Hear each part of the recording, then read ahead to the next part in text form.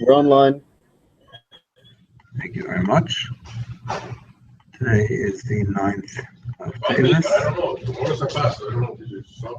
entering the 10th of Tevis, and we are continuing our review from the end of Siman 92. Share 19, I believe we were doing, yes?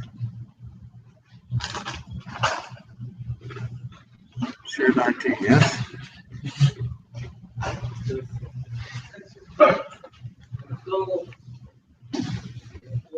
Okay, so we had already started. Yeah, close it off, please.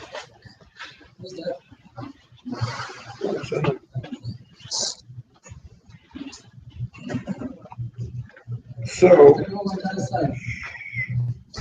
we can come in here too.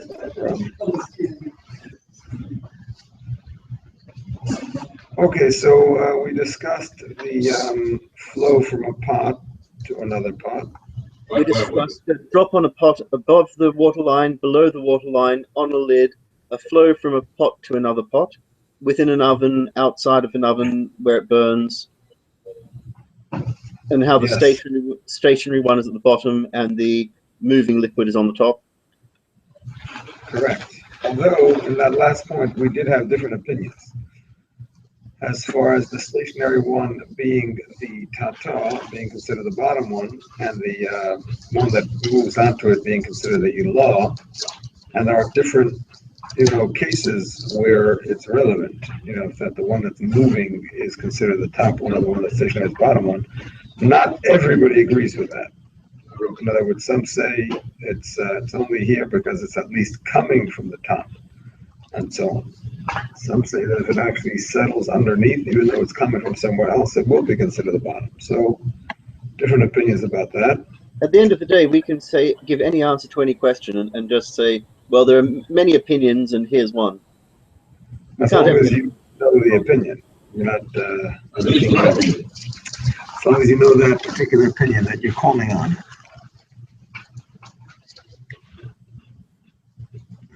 Okay, now we also learned, of course, that whenever there is a Kedei Klipa, the pot acts as the Kedei Klipa.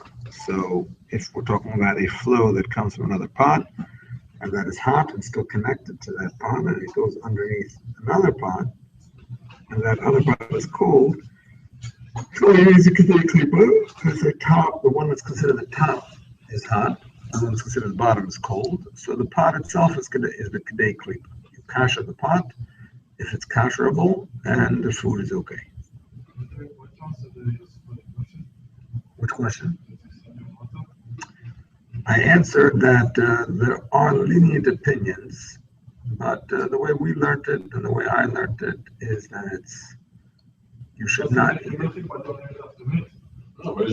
Exactly. It doesn't. It also doesn't make you fleshik. You understand? Either way, it doesn't make you melt. If you're already fleshik, you shouldn't have it after. Right. There's different opinions because, like I was saying, Yossi was saying somebody learning by Smicha was by him, and they said no, you're allowed to eat it after meat. And there are opinions that said that. I think he quoted Rabbi Yasha was saying that because after all, there are opinions, like we said, about onions not being considered double harif. Maybe it's only, what do we call it? The very sharp food. Asfatida. So on and so forth. So we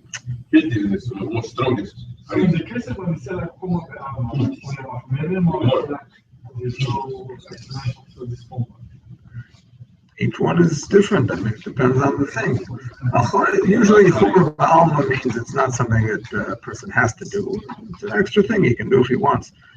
But this is not so pasha that it's a chumra ba'alma. It's a yesh makom mamash is a minadin. Yesh machloket, yesh makom mamash is a minadin. It could be that it's extra. The new part, that you took the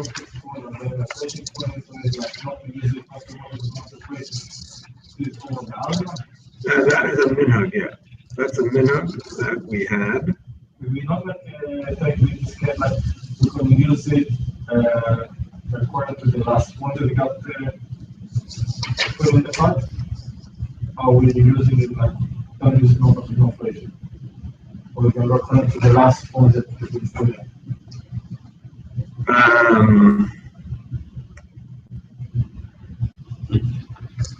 They've both been Yoma, is that the Yeah, they've both been Yoma on the new part. It's 214. It's here, I think we said we have to kasher, no? I'm pretty sure we said we have to kasher. This is the new part, so the was the Yoma. I understand, but I think we said we have to kasher. I think we said we should use it for both incorporations. So not using this formula, because the opinion would say like if you use it like the last point, the spreadsheet or use it spreadsheet, but moving the other one that you put in the community.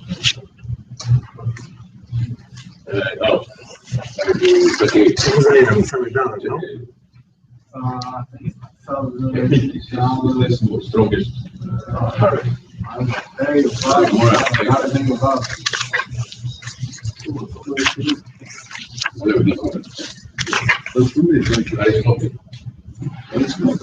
So it's very difficult to hear what's going on. Is there a question?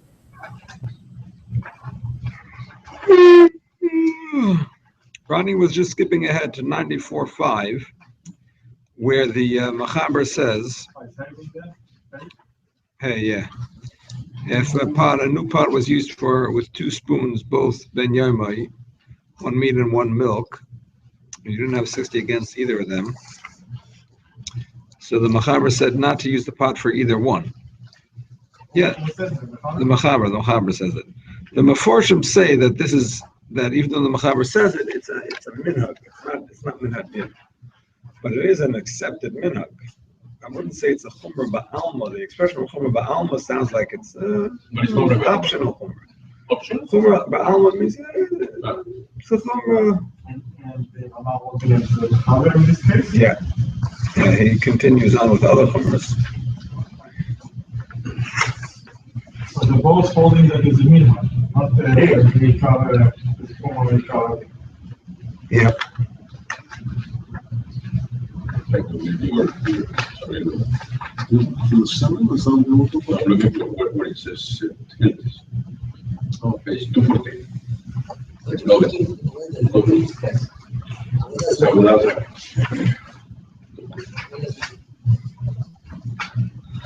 All right, let's continue.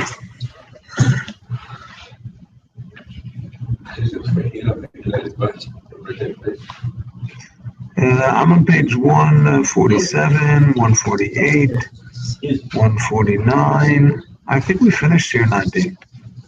It all looks familiar to me, no? Share 19 looks familiar to me. Is there anything in Share 19 that I have to cover?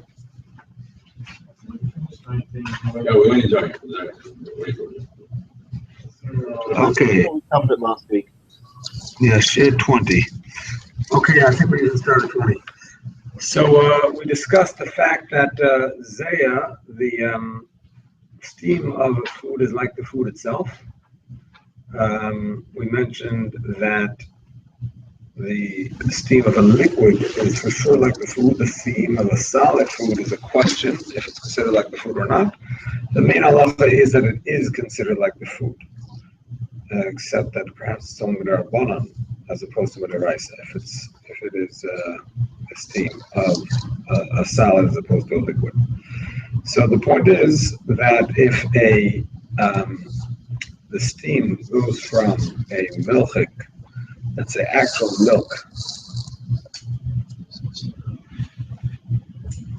Shir Esrim, Ken? Ken? 100%.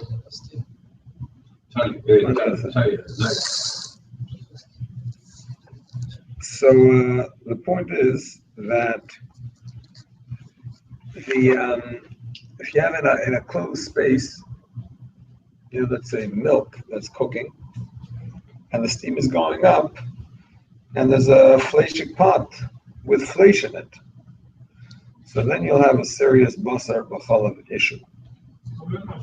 The second pot, the one of the pot, is not under a fire also. What do you mean under a fire? No. What do you mean under a fire? Everything's a Klerisha, it's in an oven. But it's still getting warm, like this fire is, or you cannot say that the steam goes because it's very hot, it doesn't get vibrate right away.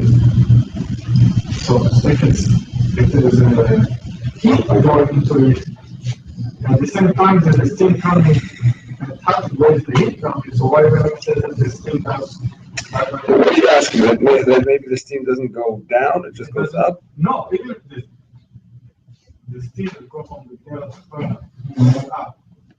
There in Yonam also have like heating under. So why can I say that the steam just vibrates? Because it's only come contact with the heat. Why can I say that it penetrates inside the pot? No. It's trying to right No. It says that they say when the milk fall on the outside of the pot, it's taken on the side of the fire.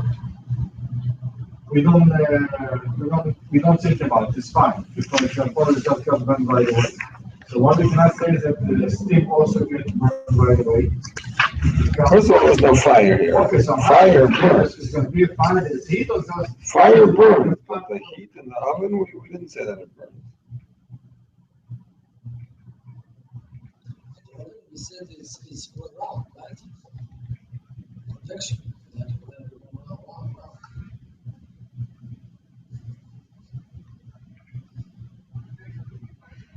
Yeah, we didn't say there's no fire here that's burning it. I mean, there we said. I asked, they like they also have like a heating element or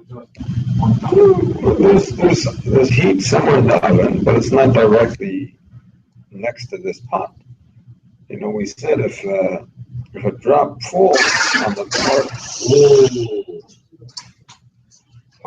part of the pot that is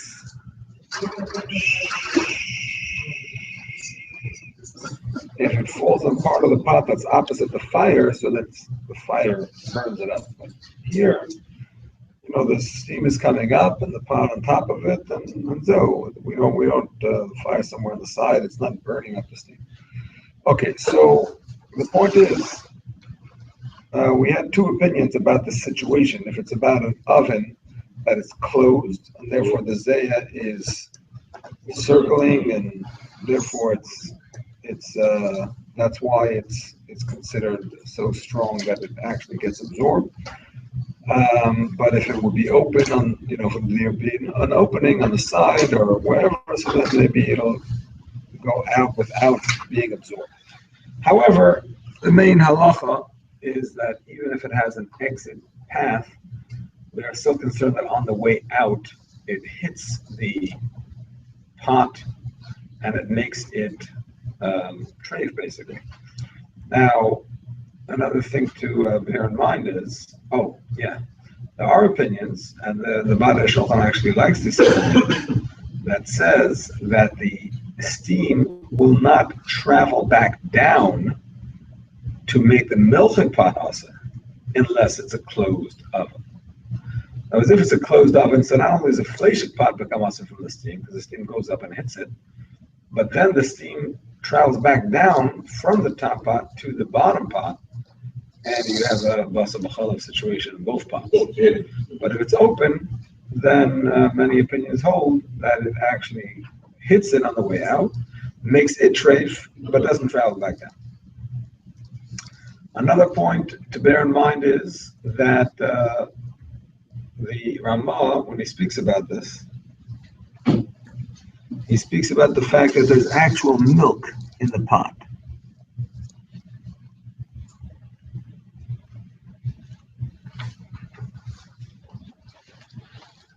Outside of the Machaber.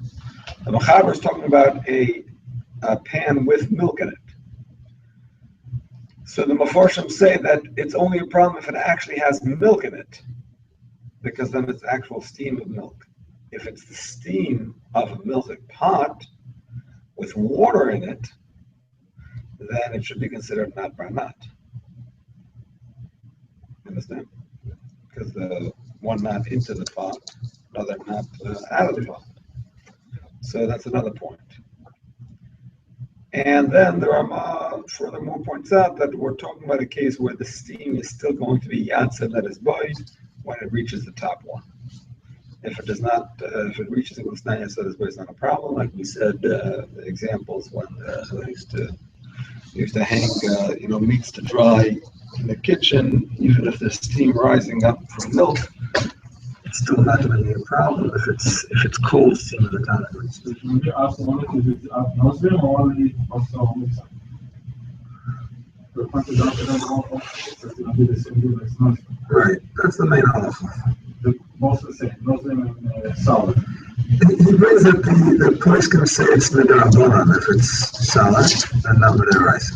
That's what I'm asking about. That's midaraisa.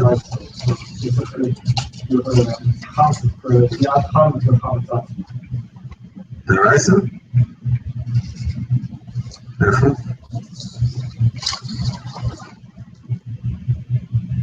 You said that depending on you're saying what is the limit?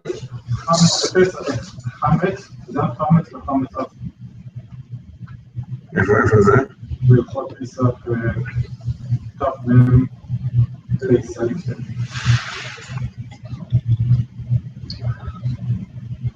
Tough mem? Tough mem base, selected.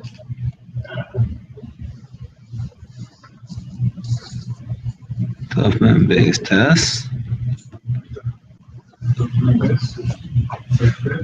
בסדר, אני לא יודע אם זה מדרייסה מהרבנן, זה... אני לא יודע. אבל אם הוא אומר, ניסיון על דעת נוזלים, דעת נוזלים אתה ניסיון בחמד, it's also cat. מה שגם קוראים לזה, פוליטים פינים זה דעת נוזלים, also מדרייסה. אני לא רואה את זה שהוא אומר שזה מדרייסה.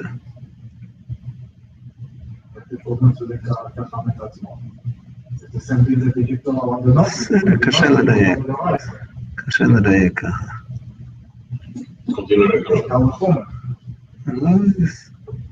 He doesn't get into the Rabban here. I don't see him being machal.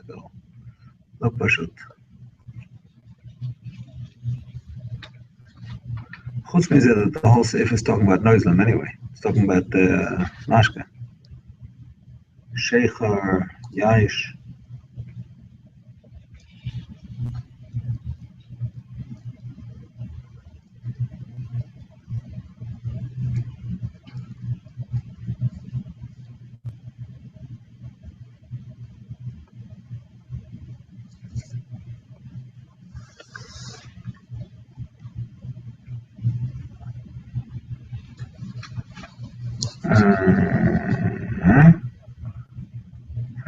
חייב כאילו אוכל כזאת שם של 10. יש חמץ כזאת. He does say chayiv chorus. Chayiv chorus is midaraisa. Yeah, I think it is midaraisa.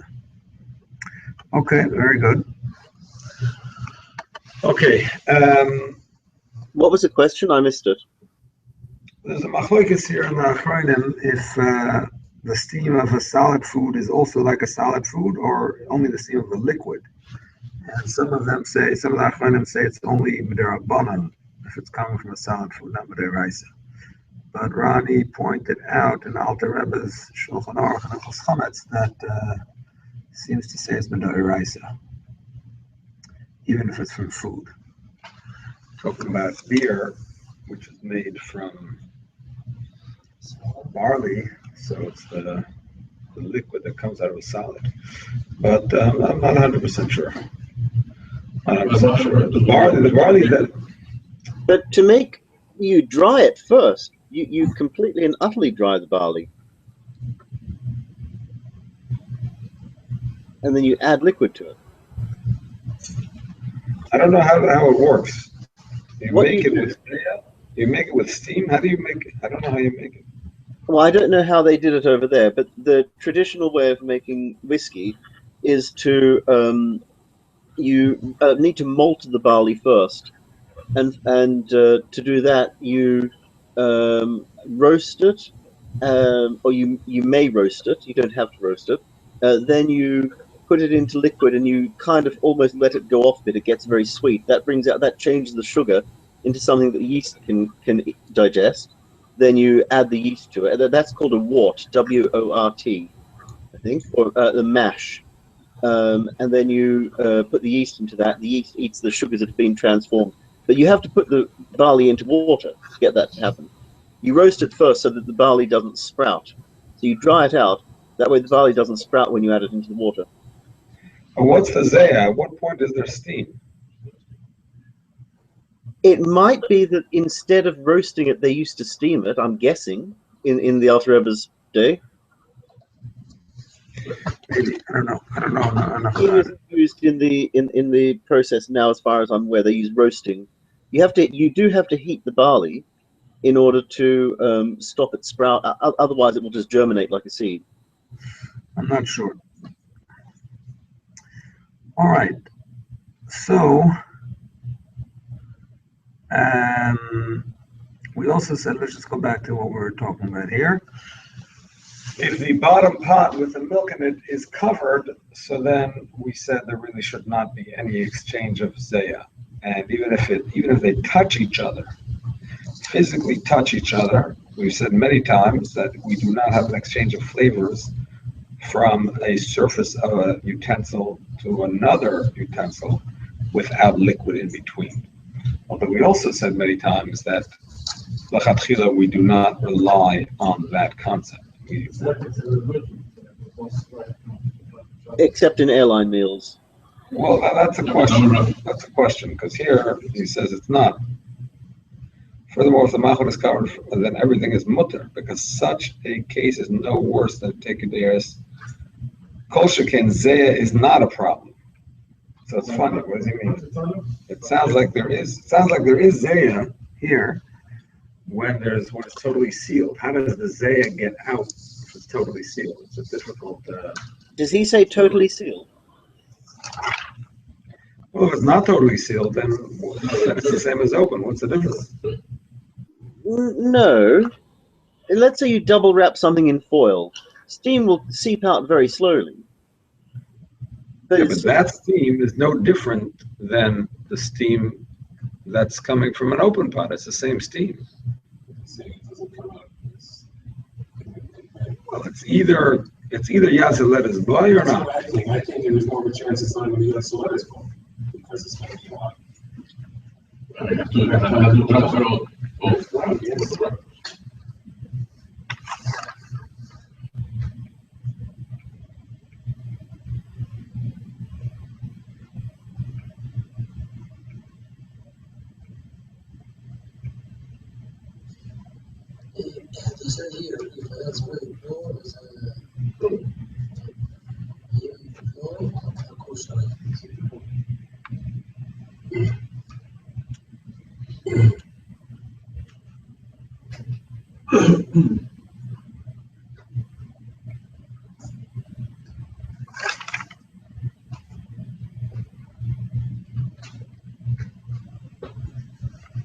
Difficult to understand where the zaya is coming in here. Difficult to understand. I don't know. All right. So I would point out it's almost impossible to heat something and sealed and have no steam come out. Even a pressure cooker releases steam.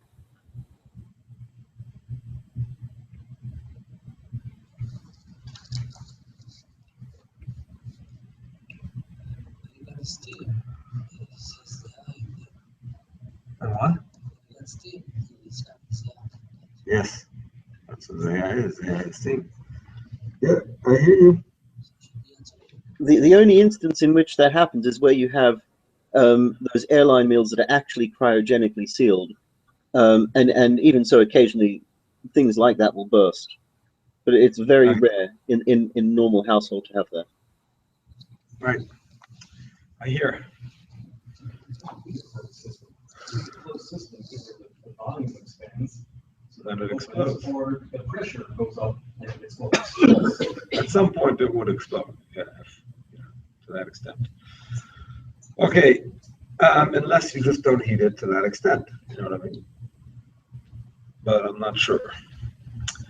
Okay, we also discussed the fact that a candle made of forbidden fat drips on something, or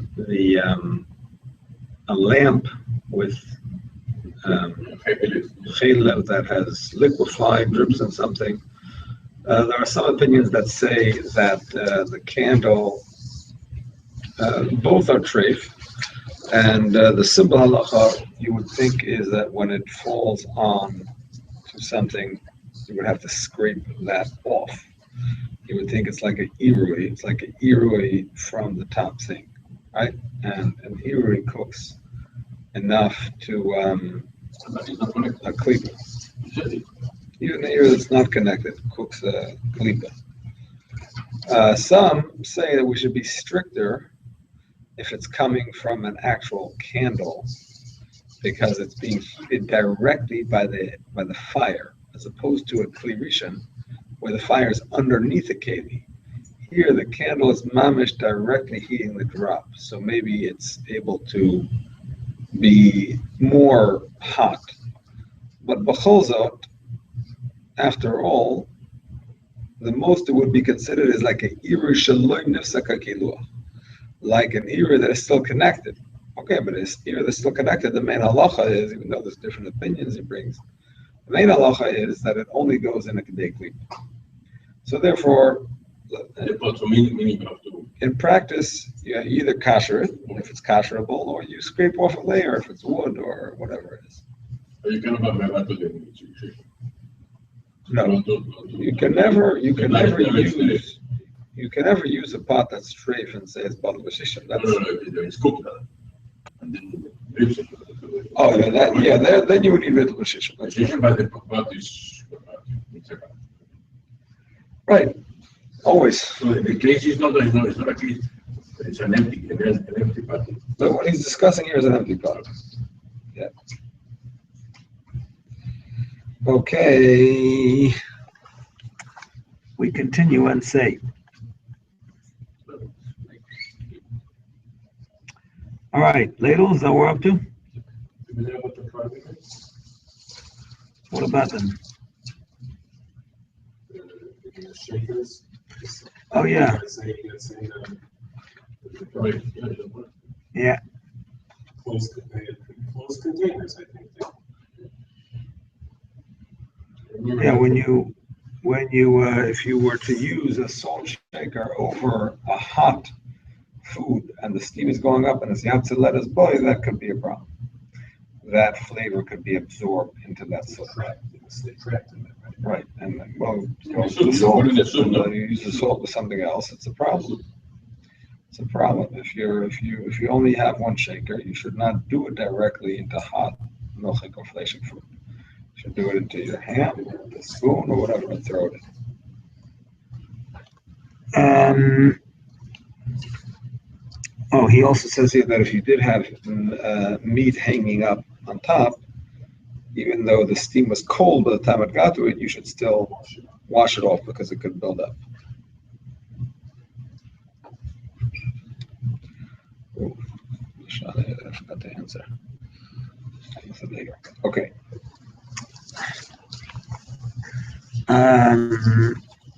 So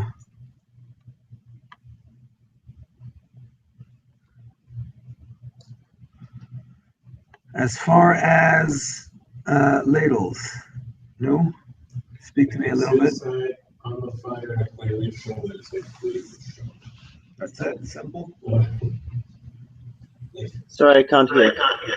Talk a little bit about ladles. Machal says if it's in a kli rishon, it's a kli rishon. Well, it takes the din of whatever it was put into. Simple. So if you want to kasher something, and you have to kasher it in a kli rishon, can you take the ladle out of the kli rishon and kasher something in there? Once you take it out, it's not a kli rishon. You just said it is. What does that mean? It's only a kli rishon inside. Oh, that's so bad. So that, what difference does that make? As long as it's in there, who cares? I think there are a couple of opinions on it. All right, let's hear them. That I'm going from memory here. That that it's like a Kli Rishon, and another one that it depends on how long it's in there. I think. Or did I We just do make have that the up? opinion that it depends how long it's in there. Yes. There is an opinion. Yes. Ah, good. I didn't just make that up. But I'm not sure that you can kasher it in a ladle. No. So there are different opinions. Let's just go over them. The Maharil is of the opinion that you should not kasher using a ladle that comes out of a Kli Rishon because he considers it to be like a Kli Sheni. The Taz brings many arguments to say that it should be like a Kli Rishon. One famous one that we discussed is the fact that Rabbi was bathing and he told the student, "Tol b'Kli Sheni v'tein." If you want to heat up oil, take the water in a Kli Sheni and put the oil into there. Why do you have to say take it in a Kli Sheni? You should have said take it in a Kli, right? Take it in a ladle. That's already a Kli Sheni. No, it said take it in a Kli Sheni. That means the ladle is not good enough. So take it out of that and pour it into the second keli. So these are some of the proofs of the Taz. And also the Taz says the whole point of a Kli Sheni is that you have walls that cool it off. And here the walls are not going to cool it off because the walls themselves were heated up by the Kli Rishon and so on. So that was the Taz's opinion. The bottom line is that Tosfos says to be strict on both sides. And that's how the Taz ends up also. That the fact is, even though the walls of the ladle were heated up in the Kli Rishon, but they're not the same as the Kli Rishon itself. The Kli Rishon got the heat from the fire, and here it came through the pot and the liquid into the ladle, so it's not as strong. So there's reason to say that it's not the same as a Kli Rishon, and therefore we are going to be strict on both sides. Don't kasher from there. And on the other hand, consider the Kli Rishon also in terms of Hilchos Shabbos and Hilchos here, as far as how much a Kli Rishon gets absorbed. Yeah, it's a questionable Kli Rishon. Be strict. That Tzemach Tzedek, we said, has the following recipe. He says if you take it, put it in and out very quickly, it's going to be a Kli Sheni. If you leave it in for a long time to actually heat it up properly, it's going to be a Kli Rishon. And in between is when we're going to be doubtful on both sides. We're going to be strict. But when the ladle is, let's say, a fresh ladle, it's trying to put it into the Kli Rishon. It's not giving out the flavor. What happened with that? Of course it is. Certainly it is. So that Kli Rishon, you cannot use it for anything else. So to catch afterwards, you have to throw the water out. More than. More specifically, please ask your question. Kli Rishon, and you kasher. Kli Rishon is what? A popping pot. Oh, and you're kashering with. The ladle is millimeters. And you're kashering it now? Yes. Then once you kasher it, it's parv. The ladle is out. What is in the water? The Kli Rishon. Could I use it for an opposite? To catch another ladle opposite? Oh, so when you're kashering in general, it's better to wait till everything that you're kashering is already 24 hours since it was last used with heat.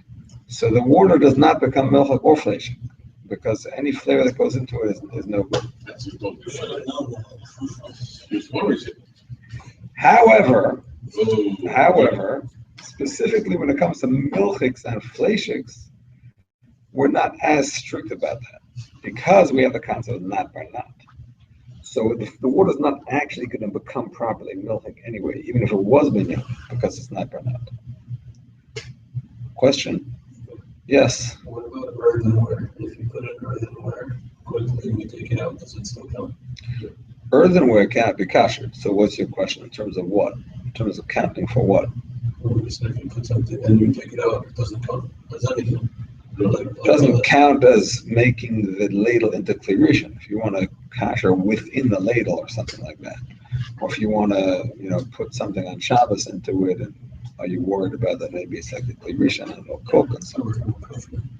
Well, I mean, it has relevance for kashering, for Shabbos, for Basar B'Chalav, a bunch of.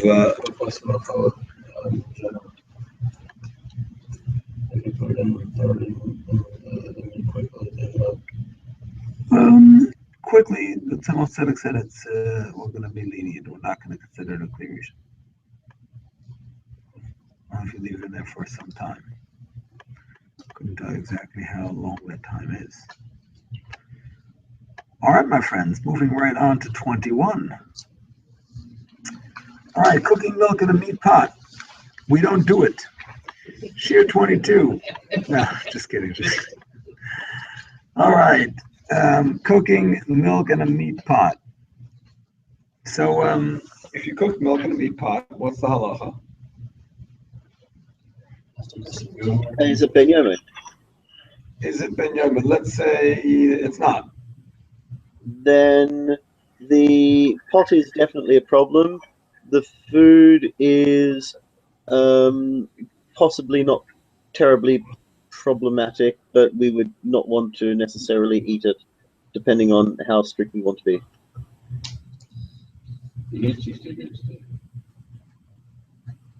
It's not ben yomim. What's the halacha?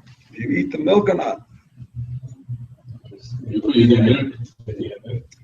Talking about b'diavad, of course. You wouldn't do this. So b'diavad, it's not bonat.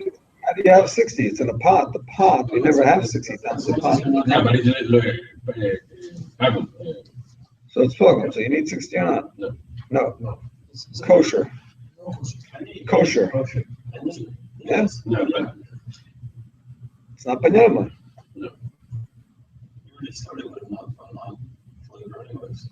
It is not absolutely not. You're not cooking with meats that went into the pot. That's one knot. That's one knot. That's only one knot. And then it comes out directly into the milk, and it becomes treif. If it would be ben yomim. If it would be ben yomim. Cooking milk in a meat pot is not barnat. So this is within 24 hours, obviously. Oh well, that's what we're saying. If it's after 24 hours, then it's pugum. That's a different heter. If it's within 24 hours, then it'll tell. So, what about asking your local guy to taste it? What about using 60? If it were possible, then that would not be a problem either. Is it possible? Very rare instances. Give me a case when it is possible. If you make a large container out of aluminium foil. I hear you. Give me another case. If we're talking about a vat or like a massive vat, perhaps. Right, but I was looking for a simpler case. Simpler case, much simpler. If you put a spoon into something. Spoons are later. Let's just talk about a pot. If you know. If it's new, if you and you know how much meat was used in it within 24 hours, that means you didn't actually cook chicken soup in it. You cooked vegetable soup and you had a little skirrick of meat in there. So the amount of meat in there is a very limited amount, and you know that there's more than 60 times that amount of meat in the milk that you cooked in it now. Exactly. The maximum that goes into it is the size of meat that you had in it. Okay, I just thought I'd throw that in there. We are strict. That's what we're doing here. No, but he's saying if the pot is too big, what is the other case in which you could eat it? No, but you're not fishing home. You're not fishing the meat and dairy together. Not together. Yeah, I think it's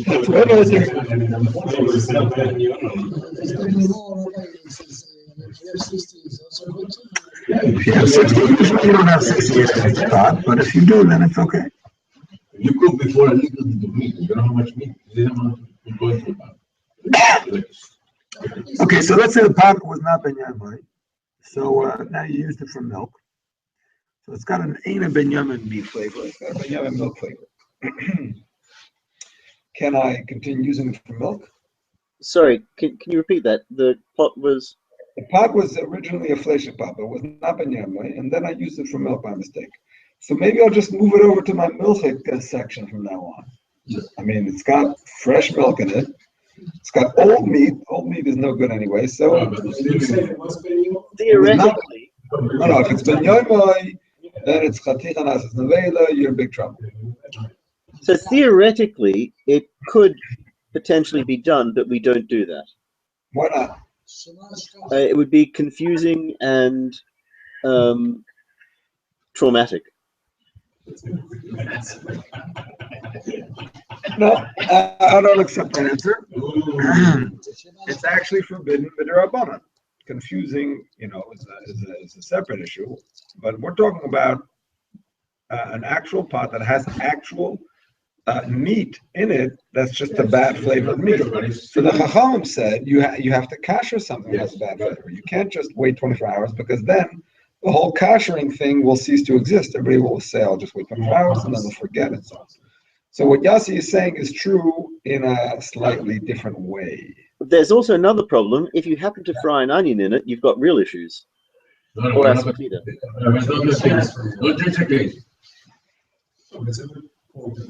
Yeah, It happens to be true. It takes it out of the normal classification at that point. It happens to be true. Yep. What does? It takes your onion, it takes it out of the yellow. because it revives the flavor. Yes. Okay, so what about using the pot for parav only? Yeah, I think you should be cautious anyhow. If I used it for parav only, let's say you can't kasher it, it's cheres. You could use it for a cold or fruits or all these things. An Eina ben yamin pot meat that was used for milk now. So it's not treif. It's Eina ben yamin. The milk you can have. Can I use the pot for parav now?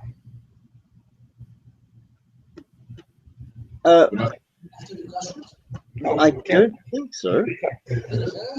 Cheres. So? What do you say, Asi? I don't recall specifically why not, but I really don't think so. Why not? I imagine that it's for the same reason as you can't use it for milking. Well, you can't use it for milk because it has actual meat flavor in it, even though it's not ben yamin. You can't use it for fleishing because it has actual milk flavor in it. Now it's ben yamin, and after 24 hours it'll be in ben yamin. But what about parav? But then you could say that anything after 24 hours is effectively parav. And we don't say that. Absolutely, 100%. Of course we do. Oh, you mean? Oh, sorry. I misunderstood the question. Anything? Okay. Okay, that's what Ronnie's saying. The fact is that after 24 hours, of course, a fleishik pot is parav, and a milcha pot is parav. You can't use it for the opposite because that's, like we said, the Chachamim said you have to kasher something. But it actually is parav in terms of what you cook in it, not being milchik or fleishik. I'm talking about if you cook something parav in it, that thing is parav.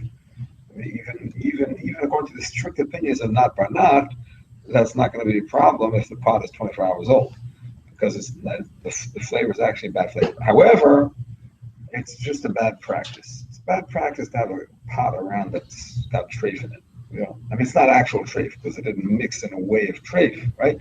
But it's a bad practice to have a pot around that is neither milchik nor fleishik, and therefore the custom is to actually use it or get rid of it. I mean, kasher it or get rid of it. It's a minhag. It's a minhag. That's not by the letter of the law, but it's a minhag that the Shach points out based on the wording of the Ramah. We're going to see later. So we do it. You don't.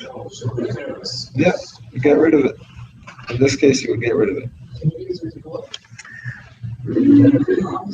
I don't see why not. I mean, presumably nobody's going to buy a pot from a guy. Klicheres. No, it's not Basar B'Chalav. It's not Basar B'Chalav, like we've said many times. What? To make noise. Yeah, you have to break it. You like, to break it. You have to break it. He said to No, the positive said to break it. Klicheres is talking about the carbonas.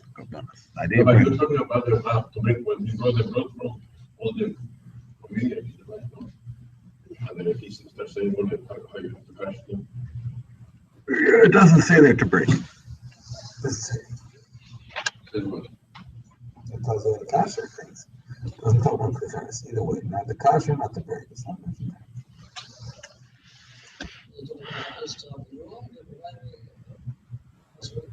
Mm-hmm.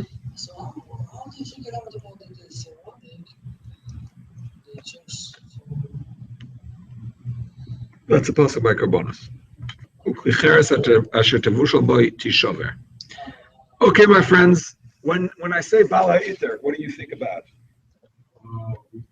With hot milk. Thank you very much. When I say Rabbeinu Peretz, what do you think about? Sorry, I can't hear the answers. Bala iter. Bala iter is the famous opinion that says that you can kasher a meat klicheres with milk.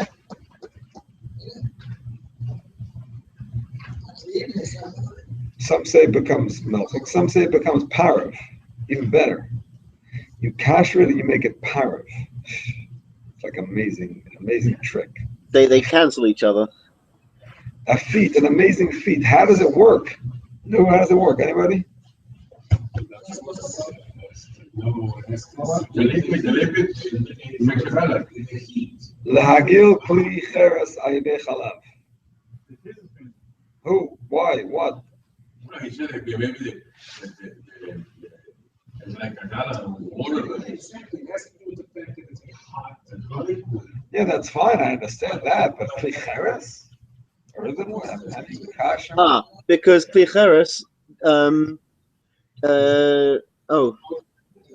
I think it's got to do with it taking in and not giving out. No, nothing to do with 3 times. I'm sorry? Is it? It's cold. 3 times is cold. We'll get to that later. 3 times is cold. Nothing with hot. Yeah, I see what have you in said? my mind that it the stuff gets stuck in there and it doesn't come out. No. You're getting mixed up about when you use something cold 3 times, then it doesn't absorb with cold anymore. Okay. All right, my friends, I guess I'll just have to tell you. Having no choice. There's something that we learned about klicheres starts out to be a very coarse clean, and then after usage, it fills in. What we learned is as follows. Maybe when it's boiling, it does go one way, doesn't go in. כן, זה בסדר. אני מסכים איתך, but the problem with that is that only explains why it doesn't become milchik, according to Bala Iter. But how does it kasher it from the fleishiks? How does it kasher? Klicheres asher tevushal by tishaver. You have to break it. That's what it says in the puzzle.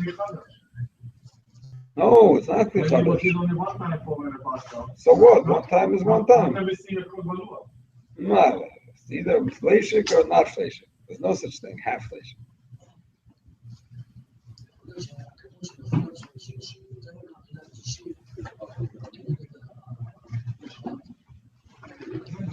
All right, my friends, here it is. The Taz explains that the whole idea of not kashering klicheres is really only written in the Chumash concerning karbanos. And for other things, it's only midrabanan. The idea of not kashering from other prohibited flavors, other than karbanos, is only midrabanan. And the Chachamim are not going to say it in such a way that when you're doing something that Minat Torah is kashering, they're not going to tell you that this is not only is it not kashering, but it's making it treif. It's one thing if it's already treif and they're not going to let you kasher it. Okay, it's already treif. Torah says it's treif. And the Chachamim say, listen, we don't want you to kasher. It's not nice. Rabbanos, we don't do it. Don't do it. But here, when the act that you're doing is with the eraisa kashering, so they're not going to say no. They're not going to go against the Torah 180 degrees. The Torah considers it kashering, and we consider it treifening. It's not right. So therefore, they'll go back to the eraisa and they'll accept the kashering. Well, yeah. Yes. Wouldn't we be able to extrapolate a kal v'chomer from that? 1 second. I want to get it straight here. The idea of not kashering klicheres is only midrabanan, because the Torah is talking about karbanos. But other things are midrabanan. So the Chachamim say it when it became treif already. They tell you don't kasher. We don't want you to kasher because whatever, we're being strict. But here, when the action of cooking milk in it is midoraisa kashering it, because midoraisa you can kasher. So how the Chacham are not going to say that what the Torah considers kashering, we're going to consider treifing. It's like an opposite thing. They're not going to do it. They're going to go back to the doraisa, and they're going to give up. They're going to say, okay. If you have too much flesh, so what I do the meat, which is only the temple, only for preparing. This is what I saw. The other was straight, was that's it.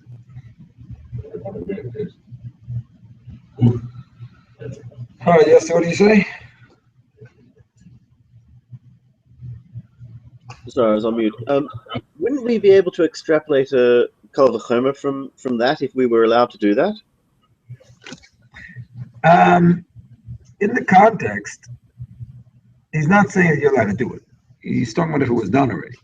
To do it is to go against the Chachamim's rule about not kashering klicheres. But if you did it already, so the Chacham are gonna back down and say, listen, we're not gonna go the opposite of the Torah. Right, exactly. Rabbeinu Peretz disagrees with this. He says that there's no such thing. You cannot kasher klicheres at all, and certainly not with milk. You cannot kasher meat with milk. Some say you cannot kasher with other liquids at all, only with water. But the Beis Yosef brought down the idea of not kashering with milk, which leads us to the Rashba, by the way. But you were going to ask something, Yossi? No? No. Okay, this leads us to the Rashba. The Rashba says that if you cook vegetables after cooking meat, not kashers, they didn't specifically intend to kasher. If you do that kasher, what do you mean by that? After cooking meat, you're taking away the meat taste. You're taking it. Yeah. And therefore, The vegetables are. yeah, that's just not, but I'm talking about the pot becoming parv. We never take all the The Rashba says that it weakens it to the extent. No, not milk. New case. If you cook vegetables and water in a fleshik pot, metal fleshik pot, according to the Rashba, it weakens the flavor of the meat and it makes it parv. It's kasher. Kasher, exactly. You have to cook the vegetables. Yeah, you do. Vegetables or can you just boil it up? Or if you're kashering, the vegetable part is the important part. Yeah, the point is, if you're boiling water, you're doing it for the purpose of kashering. You're probably going to kasher it properly. Here, the point is you're not kashering it properly because you're not really interested in kashering. You're just cooking vegetables, so you're not going to fill it up, make it overflow or anything. You're just going to cook vegetables. It's good enough. Kashering to the extent that it's not going to be the relationship anymore what you're cooking it. Exactly. To the extent you can use it for milk. Both it's like a power pot because the Rashba holds that when it comes to milchik and fleishik, you don't have to kasher completely, you just have to weaken the taste. We said this about karbonos when you're using a pot that was used for a korban from yesterday, and that korban is going to become noiser today at sunset, at shkia, you can use it with another korban that is not noiser till the next day. That's how you kasher it, the Gemara said. Kol yom nasas gil lechaveri. Every day you cook with it, and the cooking of it kashers it. Now, how does cooking of it kasher? I mean, are you following all the rules? No. It's enough to weaken because it's still a permissible flavor. So just by weakening it, it's good enough. When it comes to kashering from a permissible flavor, it's good enough to just weaken the flavor. That's the Rashba's opinion. Sorry? No. Yeshomim.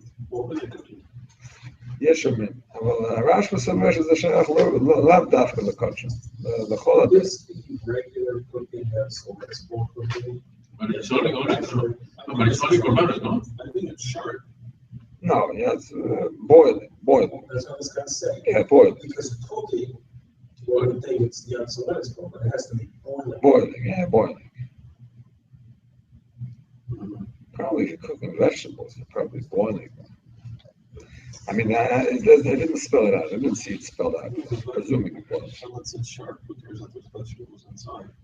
Because, no, they don't. It's not because the vegetable is just an example of a power food. That's all. Talk about pasta, but it's just an example. How does it suck something if it's not sharp? Just because it's water and boil it, it's lessening the flavor? Absolutely. Once you cook it, the sharp doesn't matter. Well, what's kashering? I mean, that's what kashering is. Except that when you kasher it, you can make it flow over the side. That's it. But if you already waited 24 hours, it isn't time anyways. First of all, who said you waited 24 hours? Second of all, even after 24 hours, you have to kasher. We said before, it's only good to have it that it's not so kosher. So within 24 hours, it still has the potential flavor that we're worried about. That's right. But the Rashba says you can weaken it. You don't have to kasher completely. You can weaken it. Correct. But you still have to clean it, right? Because there may be oil, grease, fat. Well, of course it has to be clean. You can't have any actual milchik or fleishik if you really do that. We have a fleishik pot, and you do cultivation, and then you finish. The flavor is weakened. Could you cook then something else? According to the Rashba, yes. We do not paskin like the Rashba. How do we know? How do we know that we don't paskin like the Rashba? Prove to me that we don't paskin like the Rashba. The book says that. The book does say it, but the bigger book says it. The Shulchan Aruch book says it. Where does the Shulchan Aruch book say it? What section and subsection? It's in the Americans, right? Something about because on what it said, consumption of meat. No, that's the logic against it. But I'm saying, how do you see in the Shulchan Aruch that he doesn't agree with it? Here's what it is, my friends. The Shulchan Aruch discusses later in the Sefer Truma that says that if you cook water in a milchik pot, let's say, within 24 hours of the previous time you cooked water, it does not refresh the milchikness of the pot, right? Because for 24 hours it's considered fresh milk taste. If you cook water within those 24 hours, it doesn't refresh the milk taste. If you would cook in a treif pot within 24 hours of the last cooking, it refreshes the treif taste. Yeah, but the water can affect it the same way that was affected with the water. After 1 hour, it can be the same effect on the water. I'm not talking about the effect of the water, I'm talking about the effect of the pot.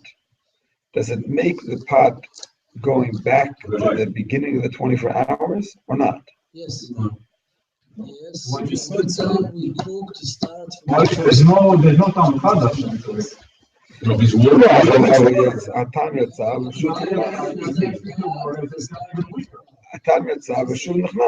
It's not the same flavor. You go in, you can taste it. Okay, so that's what we said. The water that goes, the milk that goes out is not barnat. So therefore, what comes in is not even milchik anymore. What goes out is kash. Excuse me. What goes out goes out. What comes back in is not barnat. So it does not revive the 24 hours. Can we mix this water? 1 second. It does not revive the 24 hours. So now, says the Shach, what do you mean revive 24 hours? If you hold like the Rashba, it's kashered already. As soon as you cook the water in it, it's kashered. What do you mean revive the 24 hours? There's no more 24 hours. It's done. It's kasher. So the Shach says, we see the Mechaber does not paskin like this Rashba. Because you're cooking water in it, it's still milchik, but you don't go by the new 24-hour clock, you go by the last time it was used with milk. See what I'm saying? But it is still milk. It's not kasher. Not like the Rashba. So That is how we hold. The pot Yes. still milkshake, but not the water.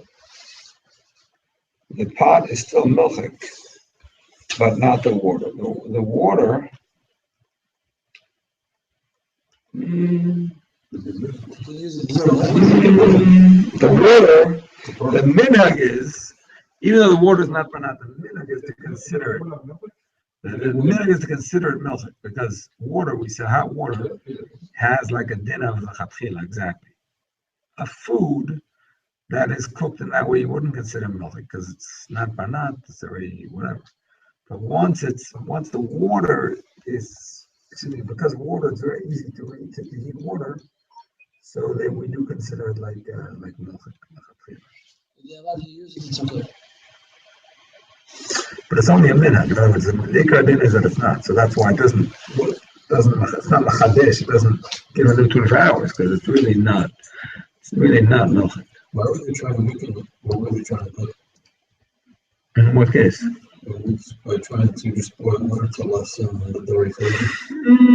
I don't know if that's how they were doing it. They were just cooking water. They wanted a tea.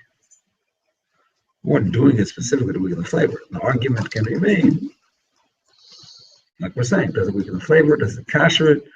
Or even if it doesn't, does it renew the 24 hours or does it keep the same clock of the 24 hours as before? Practically speaking, why have we not over the ages? Like, you know, we finish eating and then we notice what time it is, so we know when 6 hours have passed, right, after eating function. So why have we not trained ourselves in the home or wherever to know when we last used the pot? What's the point of knowing? So that you know if you need to cash when the clock starts. Why? The answer is simple. The answer is simple. I'll tell you, the answer is simple. Because the better practice is to simply keep the milchik pots on the milchik side, the fleshik pots on the fleshik side, and never the twain shall meet, and you have no need to keep track. That's all. And the carbs say If you don't have carbs. Yeah, part.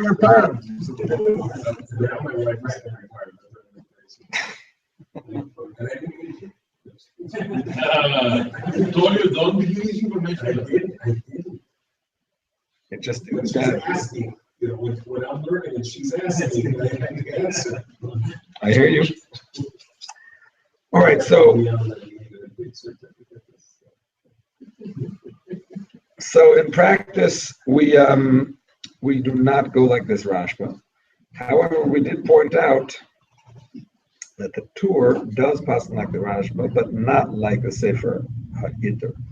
Meaning to say, he does agree with the concept of just minimizing, but not kashering with milk. That he doesn't hold. Not kashering with milk, or perhaps not kashering klicheres with anything. You understand? Those points that the Sefer HaIter is not happy with. But the idea of just weakening a flavor, that he's not opposed to. I do want to point out that he quotes here the Nekudas HaKesef, who does agree with the Rashba, even in din, actual din, as far as to kasher something that's permissible with a lesser form of kashering. Like with a lesser form in sug shel hagala shel pachot. For example, to kasher something that needs libun with hagala. So the Shach Paskins like the Rashba that you could do it if it's a permissible flavor, like chametz before the 11th hour, and after Pesach it's still a permissible flavor. So here the Shach says you can kasher something that needs libun, you could use hagala. What is wrong with hagala? Nothing. I mean, you can have hagala with a klirisha or pouring from a klirisha and a ba. But keep it simple, libun and hagala. Yes. You got sink plastic. If you wash Plastic? What do you mean by plastic? Oh yeah. if you wash, you put by mistake the clean on the plastic here. It's cold. No. It's cold. What, a drying rack? You're talking about a drying rack? Yes, the plastic. Dry? Yeah, that's not. I mean, again, it's good to keep things separate, just to not get mixed up. And what if it is hot? And okay, but the diavad is not going to be a problem. Yeah, it's not going to be a problem.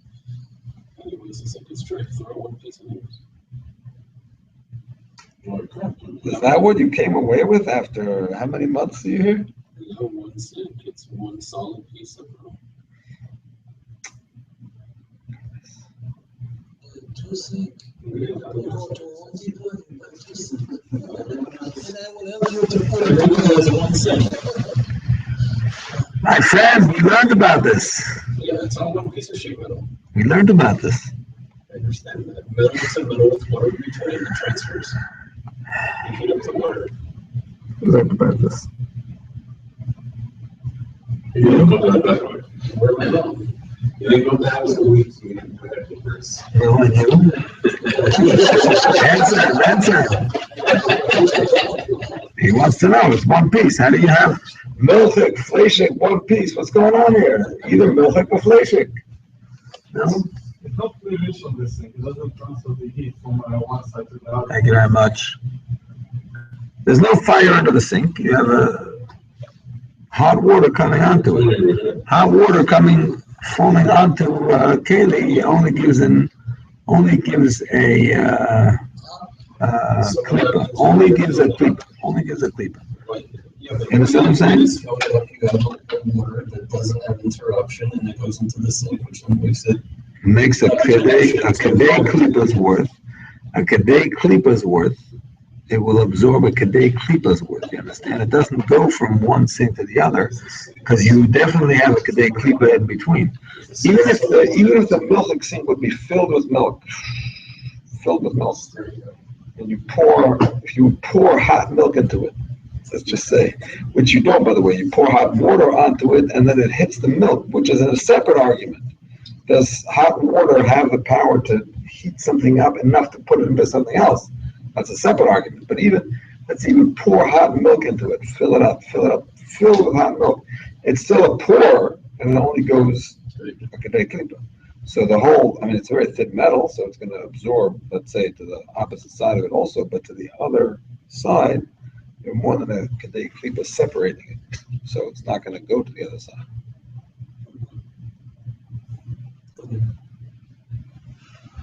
All right. What else?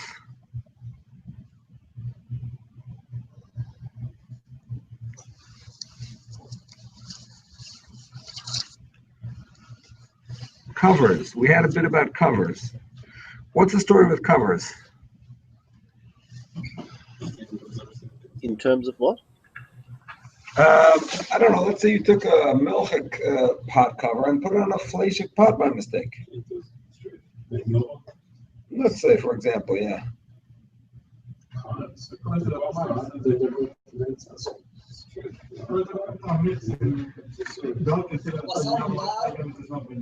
Okay.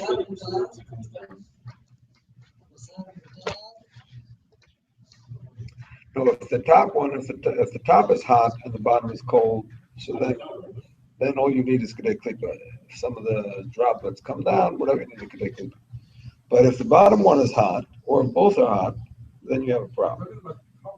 Yeah, covers. You can have a hot cover with steam on it, drops on it, but on a cold pot, so it's like a itron, so take off one layer.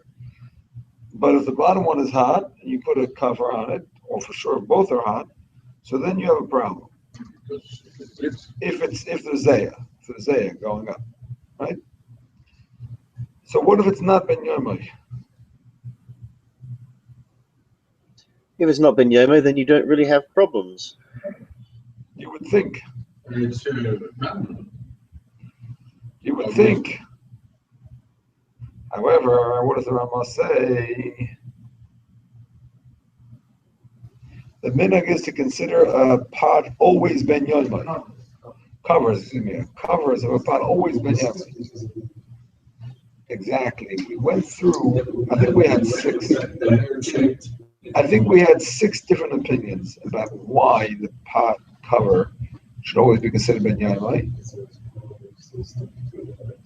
At the end of the day, we said it has a narrow top, or they used to have a narrow top. The stuff would get trapped there, and it would be therefore considered ben yomai always. So the bottom line is, if you don't have that, you can do it. In those days, they used to be always ben yomai. Nowadays, I don't think it's practical. We don't really have these pot covers anymore. And even if you would have the pot cover, if you would have 60 times 60 against that spot, you would be good anyway. All right, you guys were all very clear about a cold klicheres absorbing 3 times. So, no, let's hear it.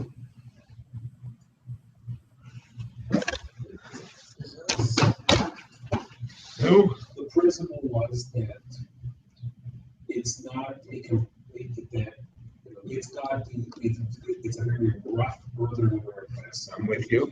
Yes. And then after you use it 3 times, each time that you use it, it slowly kind of fills in that rough area. It kind of glazes in the middle. The 3rd time, it's not going to be able to absorb anything. Okay, so give me a practical application of the above mentioned halacha. Cheese is not liquid. So what about it? Say 3 coffees. Huh? 3 coffees. All right, then what? Then whatever, then it's there. No. You get ice cream, you get ice cream. You get ice cream 3 times in the bowl. So after the first time, it doesn't become? After the first time, it's still in the process of absorbing. It's in the intermediate process. And then the 2nd time, it's still absorbing. After the 3rd time, it's absorbing. At that point, it's now not going to absorb anything new. So whatever the next, unless it's so the next time you can set some gravy in it. No, let's say you want cold gravy. Cold chicken soup.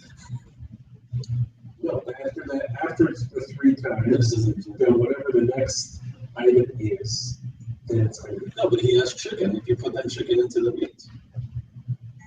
Chicken into the pot. Chicken soup. So you're saying, don't use it for chicken soup, cold chicken soup, after the first 2 times. After the 3rd time, you're good. But we shouldn't do it. It's still evolving. It's 3 times. 3 times it filled up. Is what we're changing the order to take it out. It comes from the same Gemara, but it's actually based on a different interpretation of the same Gemara. Okay, my friends. In practice, you're right. practice, you're right. That the first 2 times that we use a new klicheres, we should be strictly considered that it absorbs. Again, if you would keep something in liquid for 24 hours, that keli would absorb no matter whether it was a klicheres or metal, because that's the halacha. Kavush works to absorb things after 24 hours. And if it's less than 24 hours, some say 12 hours, 1 hour, maybe even less, whatever it is, if it's klicheres, it could absorb once or twice even cold. But after the 3rd time, it's not going to absorb anymore. So that means if you use it once, twice, 3 times with milchik, and then use it for fleshik, it's no problem. But the first couple times, it's going to be a problem if you switch back and forth. Yes. So that's why the Sephardic people, so you can go back and forth and make it because it's under 24 hours. No, it's not about that. That's specifically about glass, and they say the glass simply does not absorb anything. Glass is also. Yeah. All right, my friends. Now, we did have an interesting taz. In theory. Well, that's an interesting. Only with cold. What if you put meat 3 times in it now? And once it's absorbed, it's absorbed. And what about the 24 hours? Once it's absorbed and then you put meat for 24 hours, is it then become? Oh, so this is the Taz's question. When you say that's absorbed already, what if you put something else in it for 24 hours? What happens then? 3 times absorbed? 3 times absorbed? 3 times absorbed. There's nobody on. Then you put. Oh, so here's the Taz's chiddush. Even though we have a Gemara, he spoke about a Gemara where somebody gave you olive oil barrels to wash, and if it was already full, you can't deduct anything. And the Taz explains that you can't deduct anything because the old oil comes out and the new oil goes in. It's not that there's no exchange of flavor, it's that there's no difference in the volume of the old oil, because the old oil that goes in is replaced, the new oil that goes in is replaced with the old oil that comes out. But it doesn't mean that there's no exchange. 24 hours of soaking is like cooking. When you cook something, the flavors go in and out. That's the whole concept of kashering. You don't say, well, I can't kasher it. It's already full of flavor. I can't get that flavor out. No. The power of heat gets the flavor out. And 24 hours is like heat. So therefore, the flavor does go out after 24 hours. Depending on what it is, maybe it'll become treif. Maybe it'll become milchik, maybe fleshik. I mean, depending on what's going on. If it was milchik and now you soak fleshik in it, it'll be treif. If it was parv and now you soak milchik, it'll become milchik. I'm just saying it. 24 hours will supplant whatever is absorbed in it and replace it. So if it's meat and dairy is tough, like dairy or meat, opposite is tough. Yeah. Will it change if it's parv to meat? Uh-huh. It's from dairy or the parv to Yep. Yep. Could you make it 3 times? Like if you put something short, with that pepper? It'll just put the pepper flavor. The point is that it absorbs the 3 times, and after that, it's full of absorption. So putting in a pepper will just. But the pepper will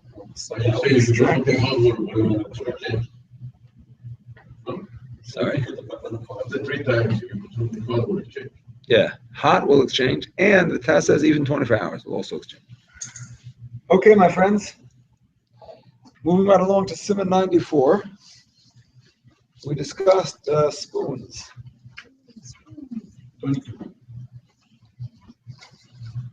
Sheet 22. No, if you stuck a spoon within 24 hours into a pot once. Let's start with once. Plunge. You took the plunge. So it touches the bottom. Yeah. Touches the bottom. No, that's Maybe that's not Yeah. true. We assume it's touched a lot. No, I don't know. Did we say that? no.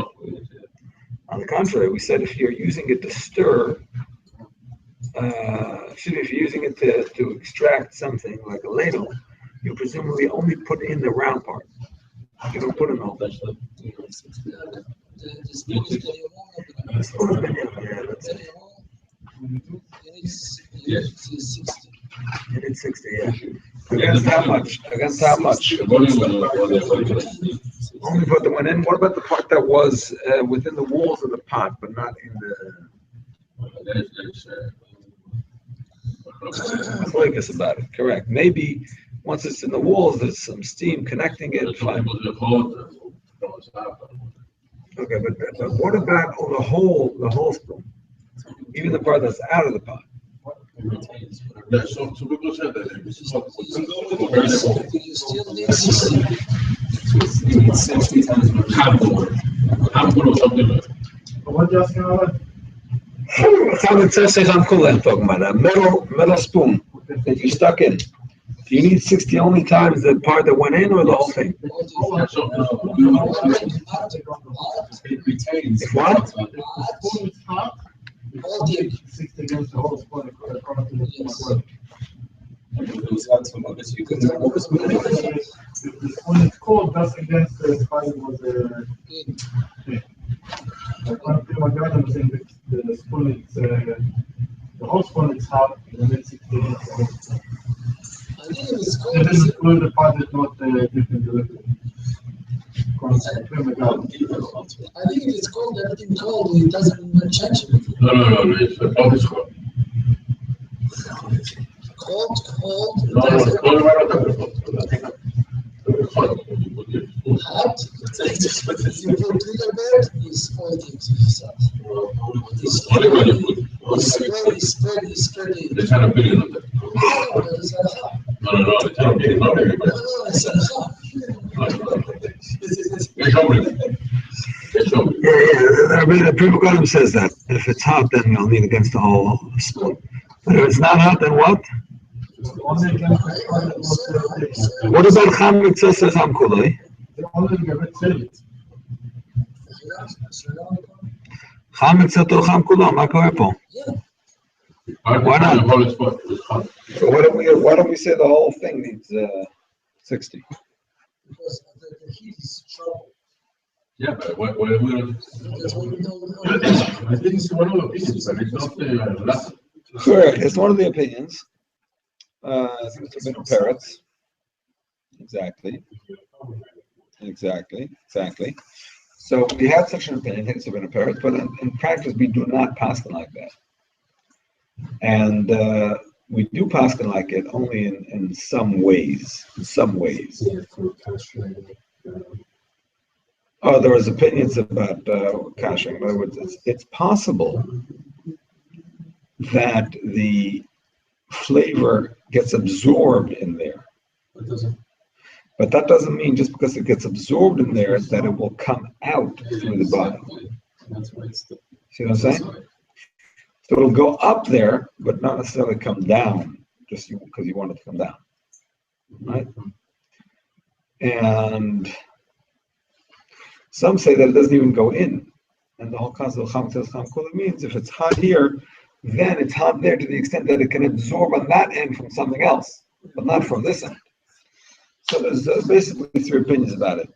And in practice, we are passing here that it does not absorb it does not absorb into the top.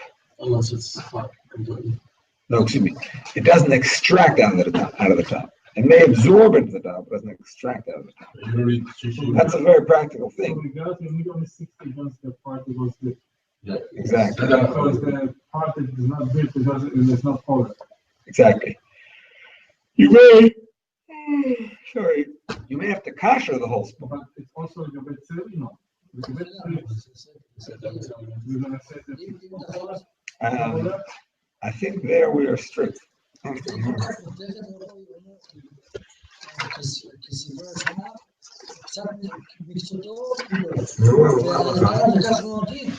לא, כך לא נוהגים. להפך.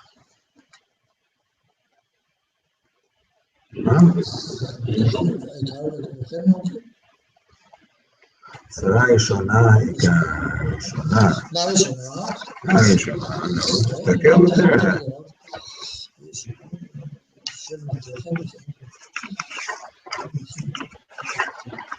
זה אחד מקצתו, כאן כולו. זה סברה שנייה. זה סברה שנייה.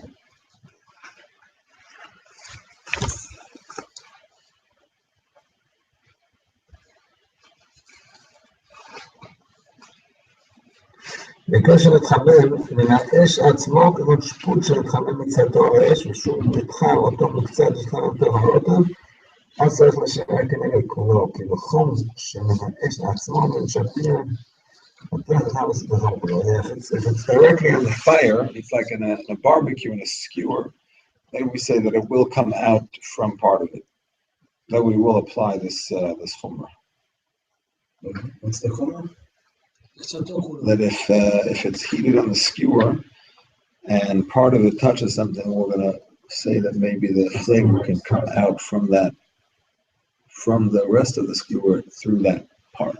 So what has changed? What has changed? Is it the whole spoon? You just said it was the part of the spoon. So what changed? In terms of cooking, it's part of the spoon. In terms of roasting, we're saying to consider the whole skewer. Yeah, that's right. It's all based on the different interpretations of Chamatzos and Chamkul. So there's many opinions about it, but in the case of what is it called? In the case of roasting, there's more reason to be strict than in the case of cooking. All right, so if you stick the spoon in twice, what's the halacha? Double 60. Everybody agrees to that? Only the Mechaber, and the Mechaber says it in every case? No, but you're not sure. You have to know though. What? What? The Chaber says because the first dip is Basar B'Chalav, and then it becomes Fatisa Vesa Vela, and the second dip is Fatisa Vesa Vela. Okay. There's your 1 point. So The Rabbi is a Ramah, so Ramah says on what? You don't like the Ramah or the Mechaber? But okay, but just go back to the Mechaber. Does he say that in every case you always need it? If you're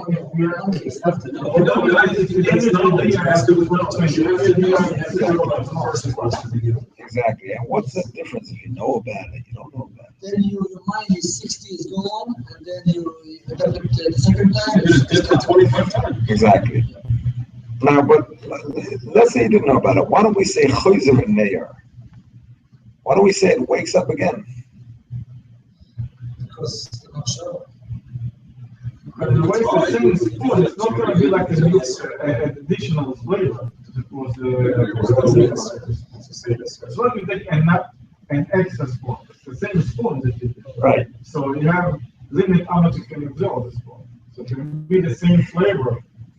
Sure, yeah, it's pretty much what we said. In other words, the idea of something of a flavor waking up again is really a problem by a different flavor.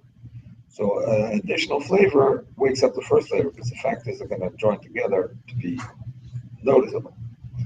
But if it's the same flavor, it's really not a problem, but still going to be strict because the same flavor could lead to a different flavor. But if it's the same actual spoon, not just the same flavor, but the same spoon, so then it's totally not like a different flavor. And that's why we can be lenient, Even though if you find that in between, according to the Mahamad. we normally add spices as we cook. We don't just throw everything in and never add anything. So, Even though it's the same spoon, couldn't it be a new flavor? Because you put in a new spice. yeah, but we're talking about Basar B'Chalav. Additional flavor is not going to change Basar B'Chalav. See the Basar B'Chalav or not. Okay, so what about if you stuck in it 3 times, 4, 5, 6, 7? Why? Because once it's in the sugar, it's like you can't have any whiskers. So then have to go to the ones. But because Mechaber says So the first dip is Isser Basar B'Chalav. The second dip is a completely different type of history. And the third, why can't the third one also be Because Chaticha? once you've already history out one of those 2 grams, Yeah. you can't re-history out one of those 2 grams. Why not? Why not? I'm Because listening. it's already been history out on that gram. So why can't it become another nevela and another nevela? Because it's now a prohibited flavor to begin with. Okay, so. You have to have 2 prohibited flavors. Oh, okay. So what you're saying is, in other words, and just to spell out what you're saying, that the Machaber only holds the Chaticha Nasas by Basar B'Chalav. And once it's already also the Basar B'Chalav, and flavor is coming in, that's like Shari Sur. Okay, so that itself is a machlokes. A spoon of basar and challah. That's why we recover the 60. If we do it another 60, another 60, another 60. So here's the thing: the Shach said that the Machaber should not hold of Hanan by Basar B'Chalav except the first time. Because once it's Asr, now it's like Shah Asr, because it's already forbidden flavor. It's not 2 permissible things, which is what we said. But the Machaber himself says it clearly later that Basar B'Chalav remains special forever. So that it becomes Asr, Basar B'Chalav is also Chaticha. And therefore, some want to argue, the Pri Chodesh he brings here, want to argue that according to the Machaber, 3 times, 4 times, 5 times, whatever it is. He's like putting words in his mouth. Earlier, we use the shot. You were saying like you said something on behalf of the Machaber. Well, here I want to clarify. Here, the Shach actually fits in better to the Machaber's words, because the Machaber only says twice. He doesn't say it 3 times before. It's the Pri Chodesh who says no, twice is not necessarily twice. So the exception of the rule. We use additional function at that point.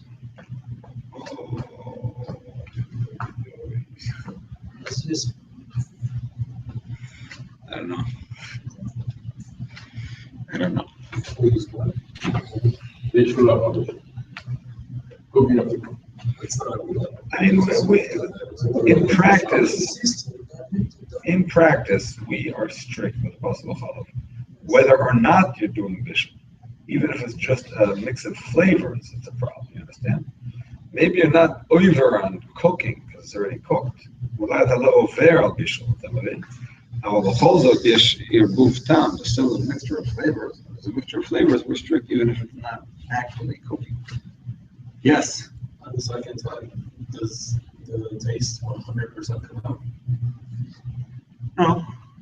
So then why can't you say 4, 5, 6 times? That's what we just finished discussing. Because it's already prohibited. But if it becomes permissible because it's 60 times, and then later on it's sticking in the game. Permissible. Permissible. The spoon doesn't become permissible. No. My cholt, whatever is inside, I have 60 times the spoon. So I'm talking about the spoon now. What is it? No, but I'm talking about going backwards, that there's always something still left in the spoon, which is just what you put into it. There's still outside of the water that still has quality inside of it. And therefore what? So if you dip it in, then it comes out. And that's what I asked. What if you did it the third time? There could be a little bit left inside that still comes out. Yeah, but in the conglomerate, is that the word? In the conglomerate, in the total amount that comes out, can't be more than the size of the spoon. Besides the Chaticha Nasas Nevela, which according to the Machaber only happens the first time. The third time, if I really didn't have 60 times, 3 times, 60 times, 60 times, 60. So that's what we're saying. The Machaber only holds Chaticha Nasas Nevela the first time. So the first time you have the actual flavor of the milk. The second time you have the flavor of the Basar B'Chalav. The third time, it's just the same forbidden flavor, just less of it. It doesn't become a new nevela. That's what the Machaber. That's why we said after that you have 1 foot spoon, and if all the time you put deeper, you will have a fish. Okay, that's something else. How explain this concept there? It's only one. No. How? הרב עושה actually mentioned זה שתי איסורים מצטרפים לעצרת. Yeah, I'll get to that in a moment. The first issue is the Vela and the other issue is Challah. We touched upon that, but I just want to finish off with this. Why does the Ramah not say that you need twice? No.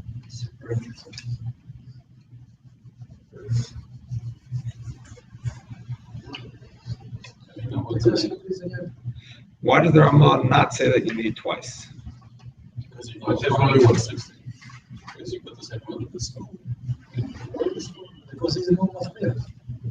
No, it doesn't Here is being more mixed. On the contrary, here is being more lenient. I think this is the only leniency of the Ramah over the Mechaber and Basar B'Chalav. Am I right or wrong? 1 second. Help me out here. Is this the only kula of the Ramah in the entire Basar B'Chalav? Let me ask asking because you don't remember, or you ask because you want No, he knows. Sorry, I can't hear the question. My question is there any other case in the entire Basar B'Chalav where the Ramah is more lenient than the Mechaber? Probably. Probably, yeah. If I'm not mistaken, he said, when you dip it one time, it's the spoon is already. Yeah, this is what I took it. I mean, Other case. the second time. I just want to know if there's any other case. Nothing in it, so you don't need a 60. The second time. Didn't he rely on going to a cover when it comes to bailiff? No. Oh, so that's a strictness Ramah. Not to rely on the guy. Talking about a kula Ramah.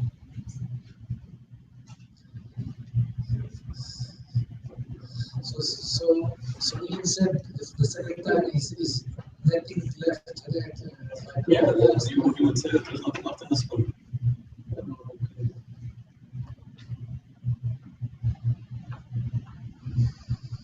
I can't think of any other case. I can't think of any. Anyway, I'm interested to know if you can think of another. Anyway,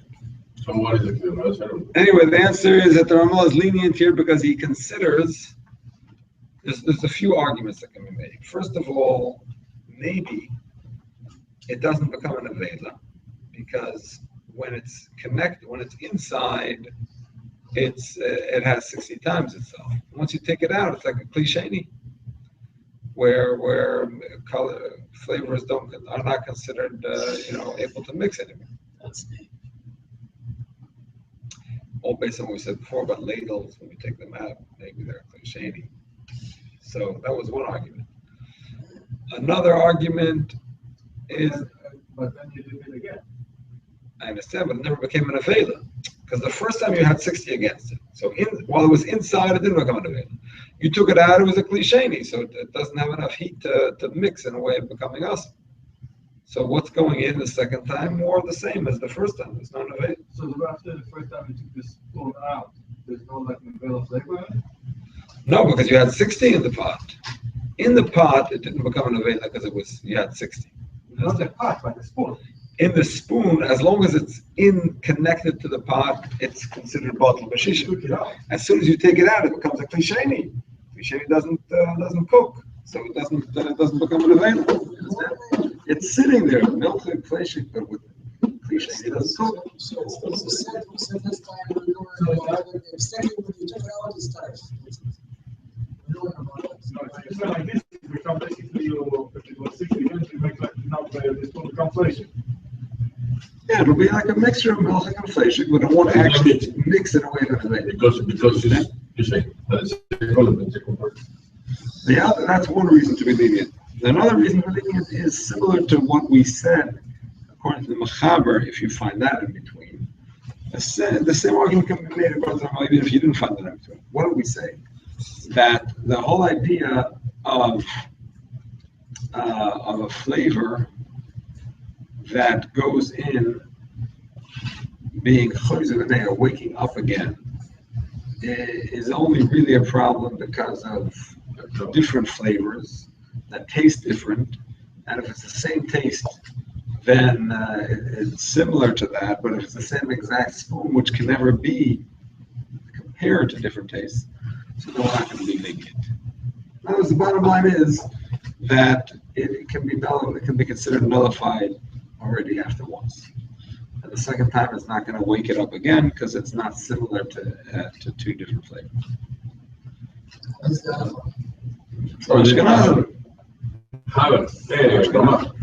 what if you use that spoon to cut a piece of meat in half the second time?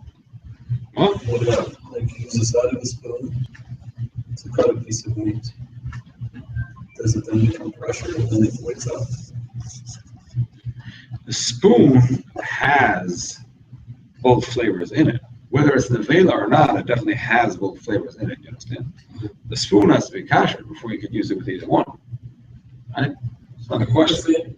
I think you're thinking that if the other side, Yeah, that's what I'm trying to say. No, both sides. Both sides of the door. Both sides of the door. The top maybe doesn't absorb, but the bottom of it, both sides absorb. All right.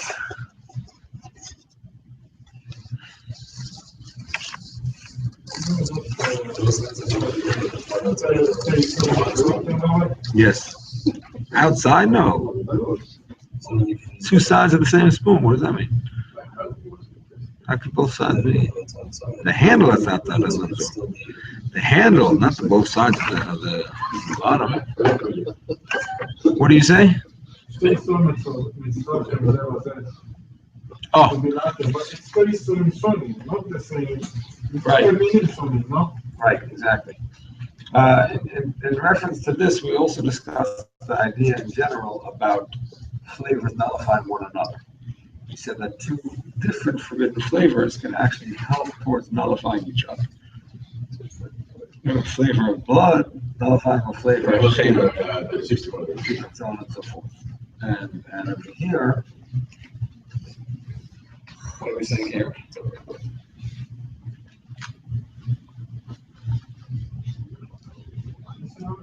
No, what are we saying here? Why don't we say that the two flavors nullify each other? Chalav, Basar B'Chalav.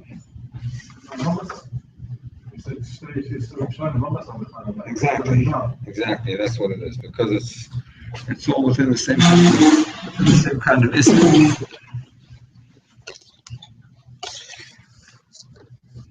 All right. You finish the share?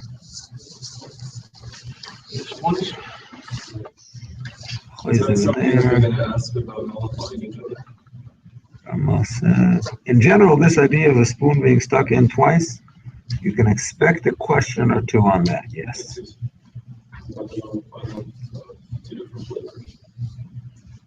I don't know, that was a little bit like on the side. That was a bit more on the side.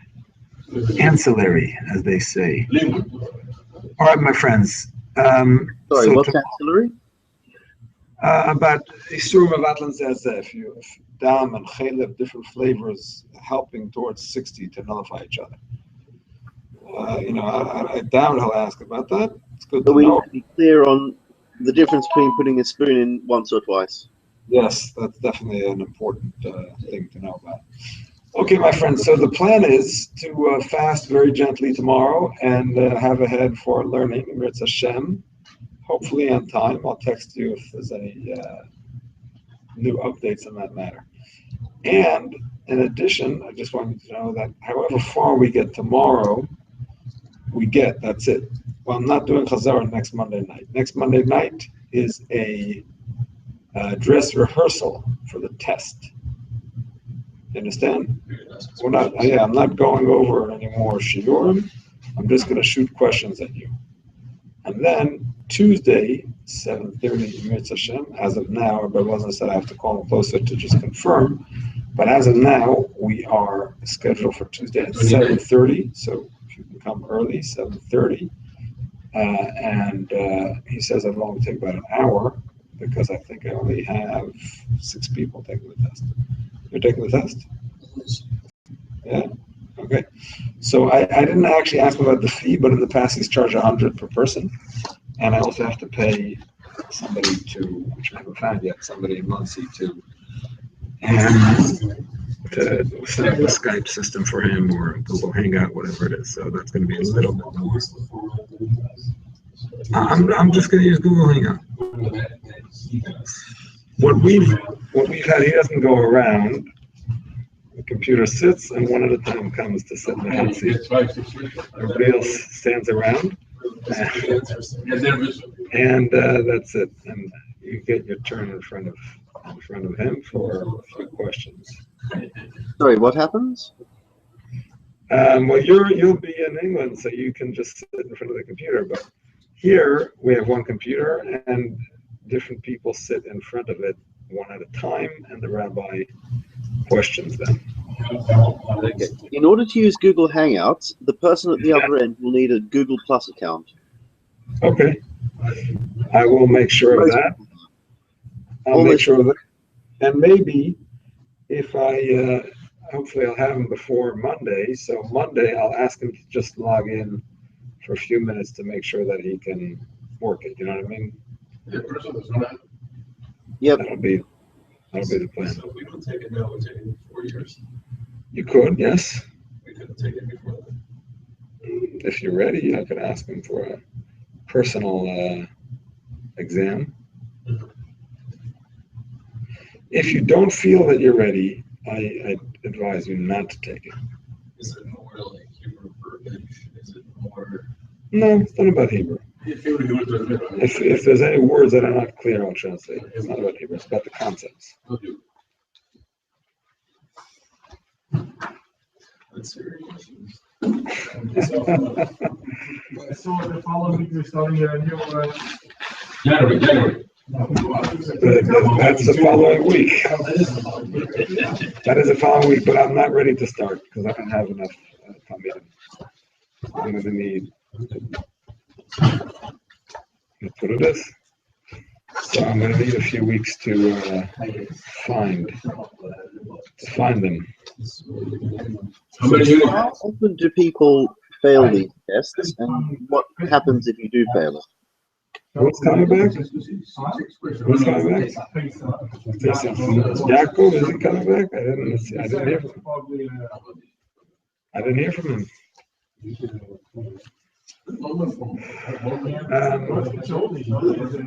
Shaoli just texted me now. He's coming tomorrow night, but I don't know that's going to help him. I mean, I really don't know.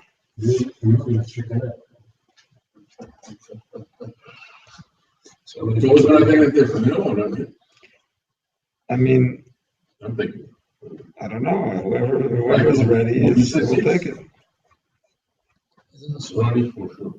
How often do people fail the tests, and what happens if you do fail? Take it again. You have to take it again. That's all. If you want to. It hasn't happened often because mostly the guys that take it are the guys that are ready for it. But we have had one or two of those.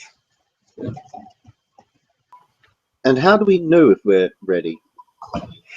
Well, put it this way. Like any topic, when you know it, you know it. You know what I mean? But hopefully from my questions on Monday, you'll get a sense. But I'd rather you not wait till then. You review and maybe just an idea is to read the questions that they have here in the Yeshua. At the end of every one, they have questions. So maybe just look through these questions and yeah, you could look over the test that I sent and see how. Just come up with the questions, or he's just. No, he does this often. He tests people for smittens. So. Right. So what I'm saying is that these are the questions that he would be asking regardless. It's not like he's looking at our materials. No, he knows more or less, what we learn. Yeah, he asks different people based on where they're holding in terms of the level. But is he making up the question specifically for us? Probably not. But in terms of the level, he gears it for our level. Basically, very practical, all the questions. No? In this case. Yeah. All right, my friends. Keep up the learning. Amen. Thank you very much. My pleasure. Fast well. It's a Shem. Thank you. You too. That's the plan tomorrow morning.